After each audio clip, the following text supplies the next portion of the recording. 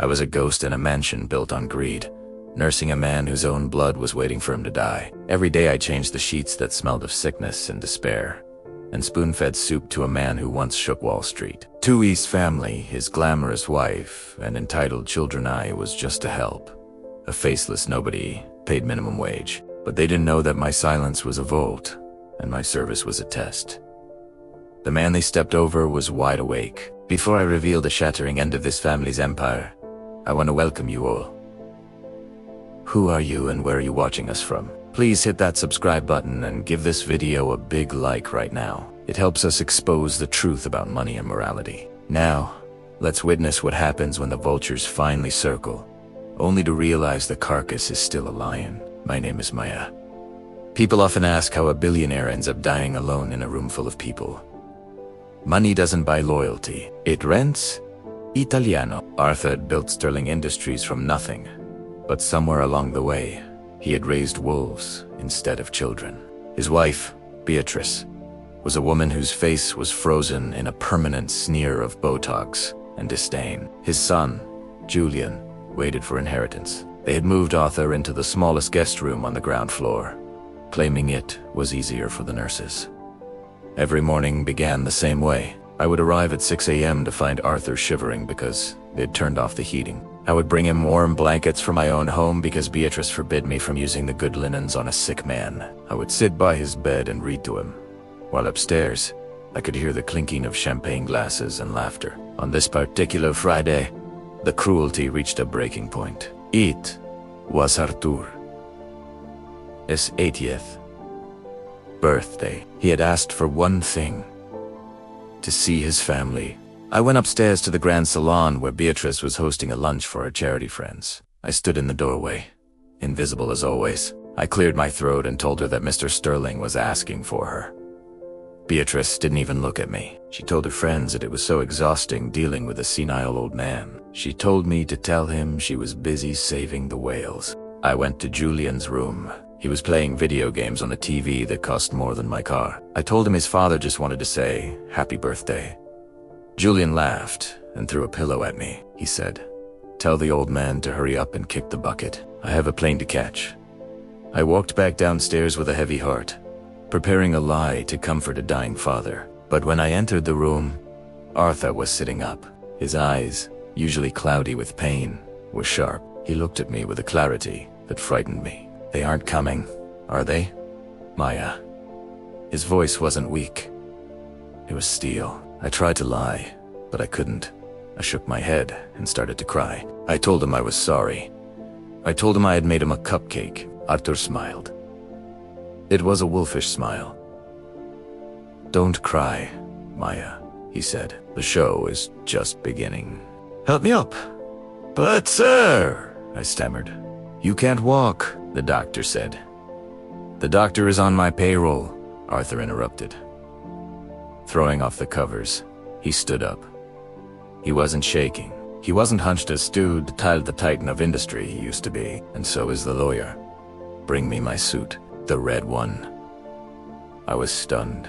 I watched as the dying man dressed himself. He told me that for 6 months, he had been playing a part. He wanted to see who loved Arthur and who loved the ATM machine.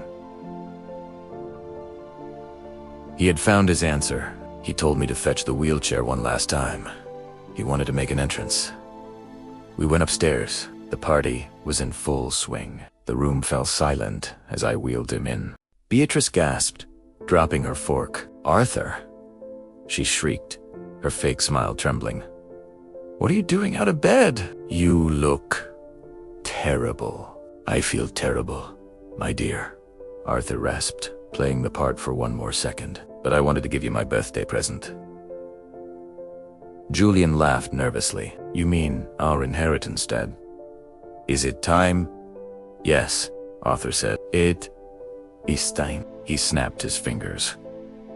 The doors opened, and his lawyer, Mr. Graves, walked in with a briefcase. The family gathered around like sharks.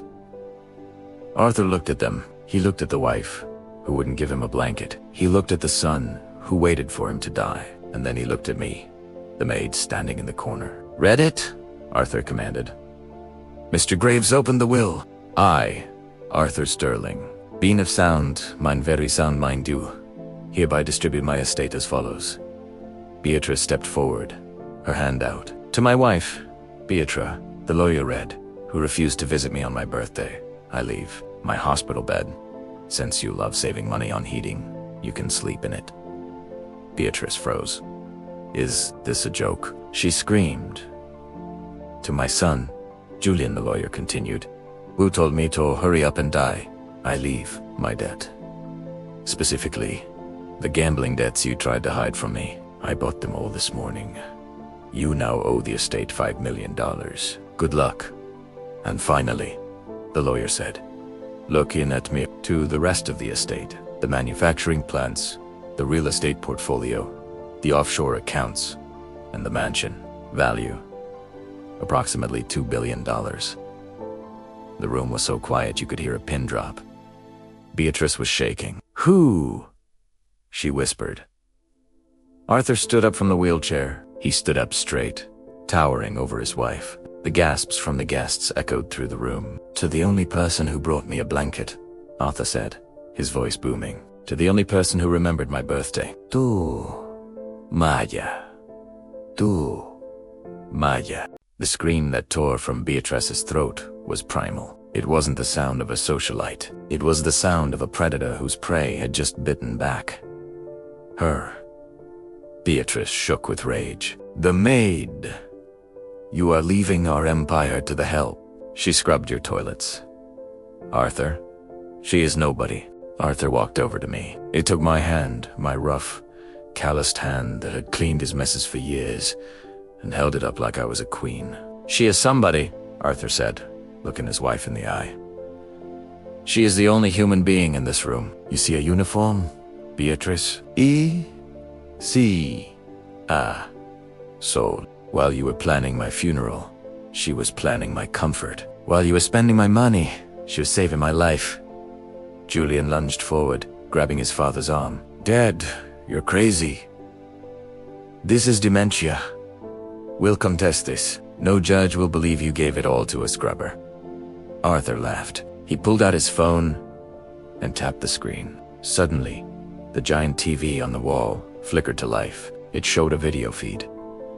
It was the guest room. It showed Beatrice standing over Arthur's bed yesterday, stealing his watch while he pretended to sleep.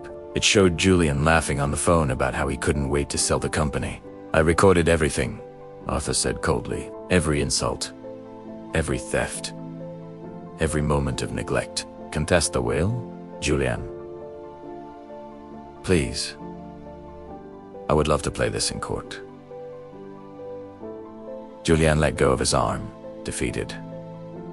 He knew he was ruined. Beatrice fell to her knees, not in prayer, but in a pathetic attempt to beg. She crawled towards Arthur, grabbing his pants leg. Arthur, please. I love you. I was just stressed. We can fix this. Don't throw us out on the street. Arthur looked down at her. I'm not throwing you on the street, Beatrice. That would be cruel. He looked at me. Maya, this is your house now.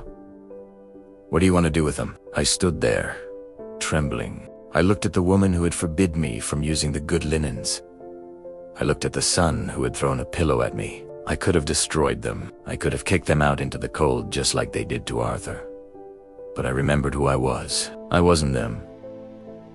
They can stay, I said softly. Beatrice looked up, hope sparking in her eyes.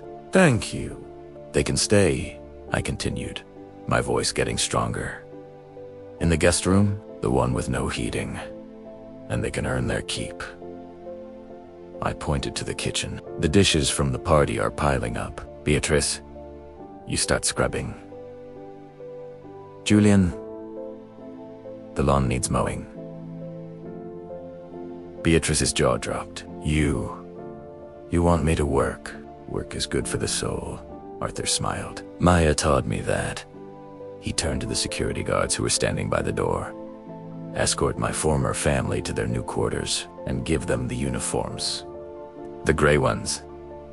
I watched as the socialite and the playboy were led away, screaming and crying, stripped of their dignity not by me, but by their own actions. Arthur put his arm around my shoulder. "Ready to run a company, Maya?" he asked. I looked at him. I was scared. I didn't know anything about stocks or bonds, but I knew about people. I knew about hard work, and I knew that loyalty was the most valuable currency in the world. "I'm ready," I said.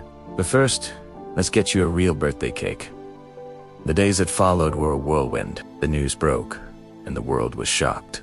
They called it the Cinderella inheritance. But it wasn't a fairy tale. It was justice. I didn't fire the staff, I promoted them. I turned the mansion into a place of respect, and every day I watched Beatrice and Julian learning what it meant to actually work for a living. They were terrible at it, of course, but for the first time in their lives, they were earning their dinner. Arthur lived for another 5 years. They were the best years of his life. We traveled, we laughed, and we built a foundation that helped thousands of people. He became the father I never had, and I became the daughter he always deserved. Standing on the balcony on the day of his real funeral, years later, I looked out at the empire he had entrusted to me. I wasn't just a maid anymore. I was a guardian of the truth, that no matter how much money you have, you leave this world with only what you gave away. To anyone watching this who feels invisible, who feels like they are just a shadow in someone else's life, lift your head. Your character is your currency. Your kindness is your power, and one day, the world will see you. Just like Arthur saw me. Thank you for listening to my story. If you believe that karma always finds a way, please hit that like button and share this video. It helps us remind the world that even the quietest voice can start an avalanche. Don't forget to subscribe to her secrets, her stories for more tales of truth and triumph. Until next time, be kind, be brave, and never let anyone tell you that you are just anything. You are everything. Goodbye.